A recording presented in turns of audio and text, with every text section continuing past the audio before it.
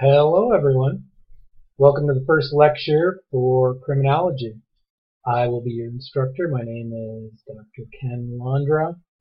If you want to learn about me, my experience, my background, my teaching areas and stuff like that, you can look at it on my personal and academic bio that's on our website. I won't waste your time with it here.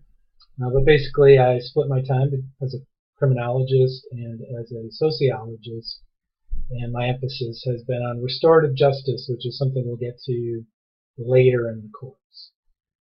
What I intend to do here in these lectures is to summarize some of the key issues and ideas that I would normally lecture on in the live classroom, and to offer you some guiding thoughts and questions as you proceed with the rest of the learning material. I'm going to talk freely here, as I would in a live lecture, to at least mimic a live classroom. But these lectures won't go more than 15 or 20 minutes. So if you have any questions, additional thoughts, or concerns about what I'm talking about, you can express them in our Hangout space, in our news forum, in our discussion forum, as part of your reflection piece, or you can email me to discuss it further, just so you know. I have to say that for most of these lectures, these video lectures, I'm going to be reading a transcript, which will pretty much stick with the written transcript that's also available on our website. I'm doing this to be consistent so that I don't get too far off track. But these video lectures, I probably will stop and talk outside the written script from time to time, just so you know. But all the important stuff will stay on the transcript. So if you just read the transcript and don't watch these videos, you'll be okay. The transcripts have hyperlinks, some of which I'll show here. I'll do a little different content here, but either mode will prepare you for any assignments in this class. So it's your choice whether you want to do these video lectures, the transcripts, or both. Totally up to you. Hopefully, the goal is that these lectures, however you watch them, will frame the learning materials in a way that will help you to think more critically about the core ideas, theories, concepts, and ideas that I'll be exposing you to here. Okay, so let's get started.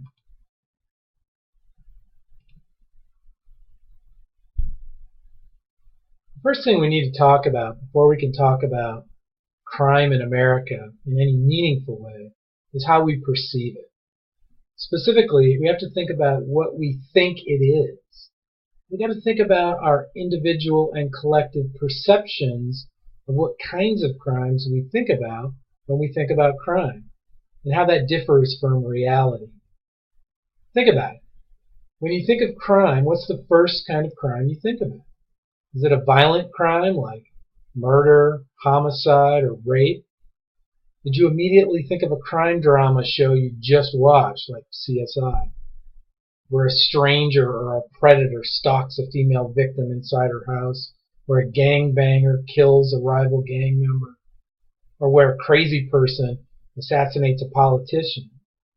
Or did you think of stealing or vandalism, maybe drugs? What kind of drugs? Marijuana, methamphetamines, or heroin? Alcohol? Did you think about prescription drug abuse as a crime? Or, more likely, did you first think about less likely, did you think about the economic collapse of 2008, brought on by fraudulent investors and banks, or the BP oil spill in the Gulf, or any other environmental disaster caused by illegal corporate activity? You probably did, but why didn't you?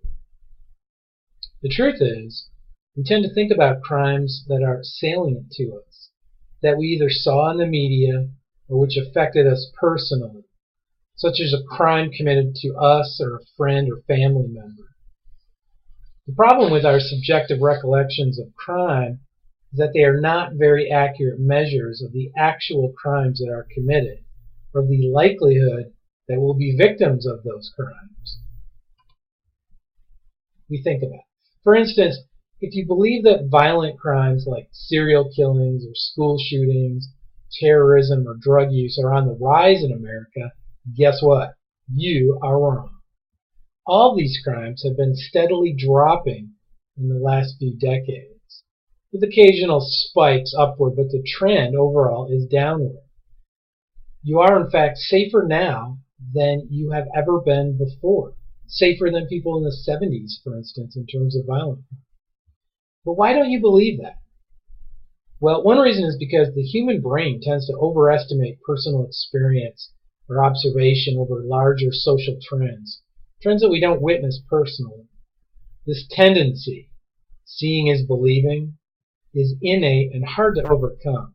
It shapes our attitudes, values, and beliefs about crime more than any statistic or scholarly article that might say otherwise. But another reason is the media and how it shapes our perception of crime and danger in the world around us. We can't see everything for ourselves, and increasingly so, we rely on the media, which includes those crime dramas, which are consistently the most watched and loved shows in America, which are a very poor reflection of actual crime trends in our country. But we also attend to the news media, such as Fox News, CNN, MSNBC, or internet news outlets. Today, the media serves as our witness and testimony to crime in America and in the world, so we put our trust in the news to tell us what's going on and what we should be concerned about, especially when it comes to crime. But the news media also distorts reality in some important ways that I now want you to consider. I want you to do me a favor right now. I want you to pause this if you have to, and go turn on Fox News right now. I'm going to bring it up here just so I can make the point. Go turn on Fox News, either on your TV or live streaming on your computer or phone. Find a story about crime. What are they talking about? What claims are being made about that crime? Let me give you a minute to maybe pause this, or if you want to follow along with my example, check out Bill O'Reilly from Fox News.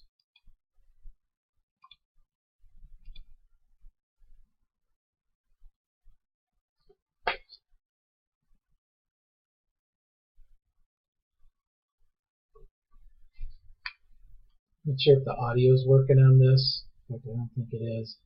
But just as a visual without audio, you can see typical conversation on Fox News. Notoriously, Fox News focuses on things like terrorism and street crimes that are disproportionately overshown on this particular station.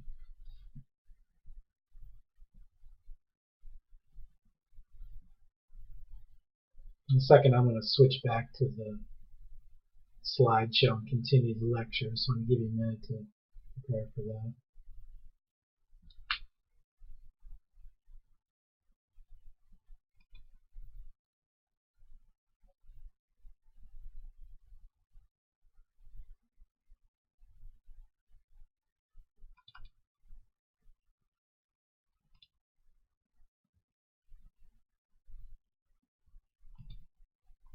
Okay, getting back to the lecture, I'll use the example of terrorism for this, but you may have watched a story about a different crime, which is fine. Same basic point emerges.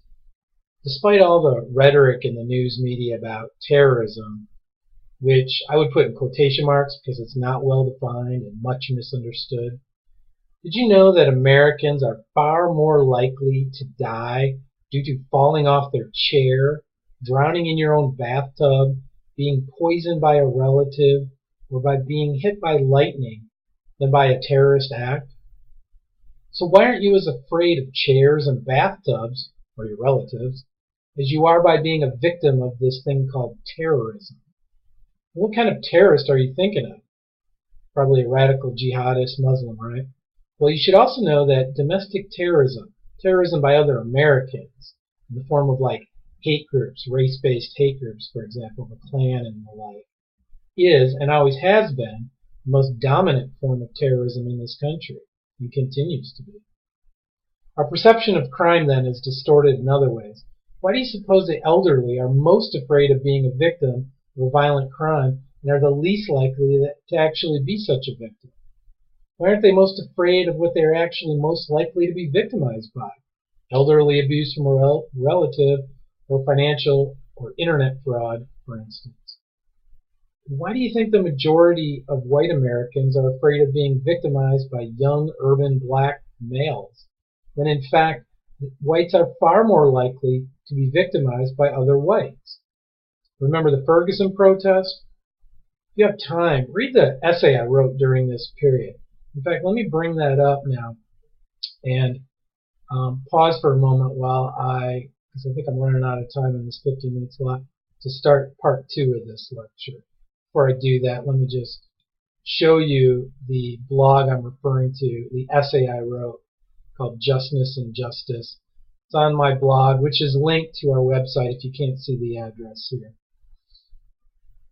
What I'm going to do now is give you a chance to maybe read that now and come back to the part 2 of this lecture and that other file, that other video lecture file, or just go straight to it. But you can see if you want. Now would be a good time to break and read my essay about the Ferguson protest and about this misperception of this particular kind of crime in America.